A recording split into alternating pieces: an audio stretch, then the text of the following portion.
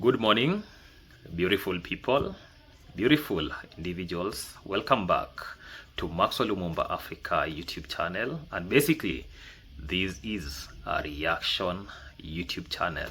And today's video, I'm going to talk about the Mwango, an influencer who has decided to go silent.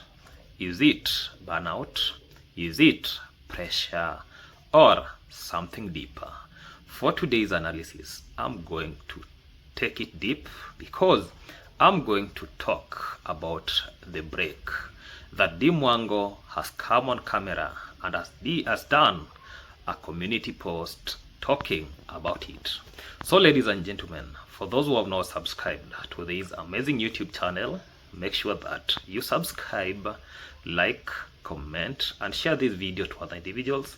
Remember to turn on the notification bell so that any day, anytime I post any video, you people get updated. Watch my videos up to the end without skipping any ads. So ladies and gentlemen, today I want to slow down. No shouting, no insults, no emotions, just observations, just analysis, just thinking. Because when someone posts a notice and appreciation note like this and announces a break, you must ask, what is it, or what is real going on? First of all, let us read the tone carefully. She thanks her supporters, and this one I'm just saying for those who have already read these community posts. So she starts by thanking the supporters. She mentions growth. She talks about almost hitting 500,000 subscribers. She says this is our year for greatness. Then she says, I'll be taking a break. Don't bother writing to check me. I'm all good. I didn't want to go silent. Now, when someone repeats, I'm good, psychologically speaking, sometimes it means they are convincing themselves. So, Mwango, she's trying to convince herself, and I'm going to talk about it. You just watch this video until the end. Now, let us analyze these without attacking anyone. Influencers don't take a break when everything is perfect. We know Mwango, she's a Kenyan, but right now she's not in Kenya, she's in Poland. And let me say this, breaks usually come from emotional exhaustion, content pressure. If your views are not viewing, you get that. Relationship stress, that is also a possibility. You are now in another country, different culture. Brand fatigue, you can have that. Audience shifts, even internal conflict. We only see life when what it is posted in the camera, but behind camera, or when the camera is off, we know about nothing is happening. So especially when you do what we call public marriage. For Mwango, it was a public marriage, because public marriage is not just marriage, it is a performance. For those maybe they don't know about Mwango and Pero. Mwango, she's married to Pero. Some people call it like this is a fake marriage. Some people said that it was a fake what we call relationship, fake wedding. But today I'm going to reveal everything. So let us talk about something people are afraid to say. When two YouTubers are married, their relationship becomes content. Very evident. Look at Rocio and Maro. Their relationship was always about content. Look at Mwango herself. Our relationship is about content. So if one posts more than the other, if one appears more invested than the other. If one promotes the relationship more publicly, people notice. Audiences always notice imbalance. Let us ask a neutral question. If two creators are married, why does one post the other almost daily, but the other barely post? That doesn't automatically means that something is wrong, but it creates perception, and perception is everything in YouTube. Mwango post Pero almost like in her all videos. If not posting him, he talks about she has to mention Pero's name. But look at Pero. Nowhere in Pero's YouTube channel Mwango appears. Even a photo of her, leave alone even about content. There is nothing like a video even talking about Mwango. There is nowhere mentioning Mwango's name. There is nowhere posted in community post. There is nowhere even in what we call short videos. Nothing like that. Is Pero afraid that he comes from Poly, so he doesn't want the friends to laugh at him because he has an African woman? That tells us a lot of things. This tells us that Pero himself is not happy with the marriage. If it is truly that you love somebody, post her. Even some of us, when we were dating, we used to post our girlfriend, people post their boyfriends, yeah. But this now is a marriage. Even about that marriage, Pero never posted anything about that marriage. What does that tell you? But Mwango posts everything raw and uncut. We know her. Let me talk about something even deeper. Interracial marriage, intercontinental marriage, cultural marriage. Those marriages are very beautiful. Even for me, I would like to be having such one kind of a marriage, the interracial marriage. Some people call it intercontinental cultural marriage, but they come with pressure. Look at Rocio and Marwa, very good example. Look at Ling and Lam. They are very beautiful, marriages. But some of them, they come with pressure, because there is a video where I was talking about cultural differences, where I told people that before you get into marriage, especially when you people come from two different cultures, make sure that you learn the culture of your partner before staying in that marriage. That is what I advised, and that is what, even for me, when I want to do something like intercontinental marriage, I have to go get my laws. I have to understand the culture so as to make sure that this love will be glowing. Because success and the beauty of relationship, it is love. So make sure that you people are much into everything so that you people will be having a very good relationship. So let me say this. Different upbringings, different social expectation, different audiences reactions. So especially when you move countries, Poland is not Kenya, Kenya is not Poland. Different environment, different community dynamic. So when someone relocates, there is cultural adjustment, social isolation, language barrier, climatic shock, identity shift, and sometimes you realize that marriage abroad is different from romance abroad. We just blindfold ourselves. We say that because those people can kiss in public, when I get maybe a white woman, I'll be doing that. That is what people expect.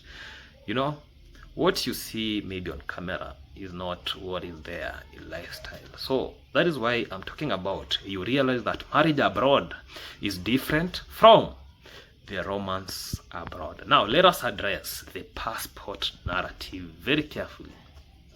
Whenever someone marries internationally, the internet immediately says passport. This person is after passport, green card, citizenship. But here is the truth. Unless someone proves fraud, you cannot claim fraud. So what we can analyze is motivation pattern in influencers' relationship. Some influencers' marriage are love-driven, opportunity-driven, and I'm going to talk about that, brand-driven or survival-driven. So sometimes you can even witness something that we call a mix, but we cannot declare facts without evidence. We can only observe behavior. Because look at the Mwango intention. It is allegedly that she's after a strong passport. Fake wedding, fake relationship, fake marriage, fake lifestyle, everything in her life is fake. It is allegedly, and it is even very evident. Yeah, you never tell me that. I've seen a lot of people doing good videos, yeah, kissing videos, people that are in romance. You people understand. You don't just peck your partner like I don't want to demonstrate how she pecks the partner, but for me it is I deny that. So let us talk about break. And this is what a lot of people were waiting for me to speak about it. So when things are not right, you have to take a break. And that is true.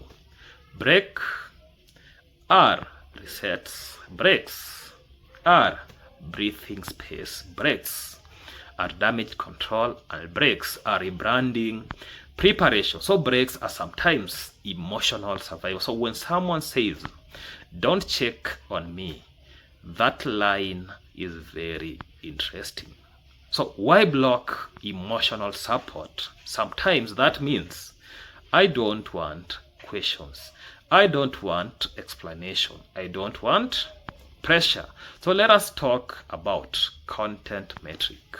When viewer views fluctuates, it affects somebody. Psychological. When audience engagement shifts, it affects confidence. So when you move countries, you originally or the original audience may disconnect. Your niche may change, your energy may change. Sometimes the algorithm shifts and influencers start questioning. Am I still relevant? Do they still love me? Was the older me better? That pressure is very heavy. Even for me, when I was changing my animal videos to lifestyle videos to reaction videos, I was getting a lot of challenges. So it was like a hill that I can't climb. Yeah, it was something like, you know, the way the sigmoid curve goes, like, yeah, where you are now seeing a decline phase. That is what was happening. So you get that you go in your lowest level, even you start losing life, then boom, you see now your graph has started increasing. That is how about content creation is. So that pressure is very heavy. That is why even maybe she took a break. Now let us analyze relationship visibility issue. In digital couples, if both are YouTubers, branding becomes complicated. So whose audience, whose channel, whose story? Sometimes one partner wants privacy, sometimes one partner avoids exposure, sometimes one partner avoids backlash. And that is what we can see between Pero and Mwango.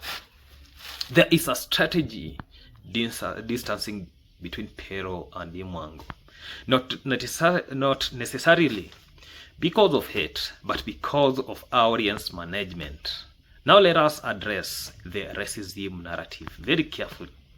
It is true that some European countries struggles with diversity conversation, but it is irresponsible to label an entire population as racist. Individual experiences vary. Sometimes intercultural marriages thrive, beautiful, sometimes struggle, sometimes collapse, sometimes grow stronger. We cannot generalize millions of people, but we can discuss cultural friction. That's mature commentary. So here's the real deep question. Why announce the public break? Why not just go silent? You'll come back, do your video, because influencers live in transparency cycles. They fear if I disappear, they will create rumors. So they try to control the narrative first. That's smart, very smart. But here is something else. Sometimes a break announcement is also testing audience loyalty, measuring emotional attachment to your audience, and resetting algorithm, creating anticipation. Even sometimes you prepare for a comeback of a storyline, and that is strategies that people use. Even for me, I've done that before. I did it and it worked. But breaks can be strategy. You disappear, curiosity grows, return becomes dramatic, and views spike. It is a pattern in digital media, and we know that. Let us speak generally about marriages on YouTube. When love becomes content, privacy becomes luxury. So when camera enters your home, small arguments become bigger. We saw even for me, when Mwango gave the dog chocolate, that is a discussion. I know when Pero's back, that is a discussion that could actually arise. When Shen Adventures told Mwango you're fake, that creates tension to a relationship. So when cameras enter your home, small arguments become very big. So what Mwango she's actually, what Mwango is happening to her, it is somehow complicated. So when comments judge your partner, resentments build quietly. And when relocation happens, power dynamic can shift. So Mwango, people knew her as maybe somebody who travels. Now you're married, seated in one country, we can only see dogs, we can't see anything substantial. So that tells us that things are not working out well. And these relationship things, it is kind how complicated. The other day, Pero left, did some travels up to the Albania. He was back, yeah. He has not talked about Mwango. He has done no video about Mwango. So financially dependence, immigration dependent, and audience dependent. So these things are real. But here's what we must say, or we must avoid. We must avoid inventing stories, because once you label something fake, you cross from analysis into accusation. And accusations without proof is dangerous, not just legally, but morally. So what can we responsibly say? We can say sometimes triggered a reset, something triggered a reset, break signals internal recalibration, public marriage carries pressure, audience perception affects relationship branding, cultural shifts affect identity, and silence sometimes protect the mental health. That is the nature that I can say. Let me speak to you as creators. If your relationship ever feels strained, don't perform happiness for the camera. Don't fake stability for view. That is what we could really see what the Mwango she's doing. She's faking that the relationship is stable. But look at your husband, not even posting you, nothing. Yeah, even for you, you can't even touch. Okay, the other time we saw some socks. So what type of content is that? When you take your leg, your husband sniffs, like the sniffer dogs. Yeah, it doesn't actually add up. Yeah, that is what I can say. It doesn't even add up, because eventually performance cracks. So even cracks show publicly. Internet is ruthless. What you do, reactors get it. We react on it. So maybe she's fine, maybe she's rebranding, maybe she's exhausted, and maybe she's navigating personal matters privately. We don't know, and that is the honest truth. So as content creators, we must learn something from these. Protect your private life. Protect your emotional stability. Do not let audience expectation control your marriage. Don't let views define your worth, because once your views drop, panic decision happens. Final thought: silence does not always mean crisis.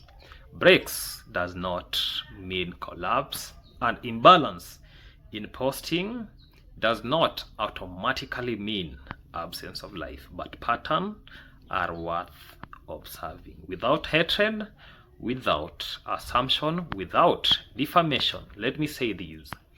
On this channel, we analyze behavior. We don't destroy people. We question narrative.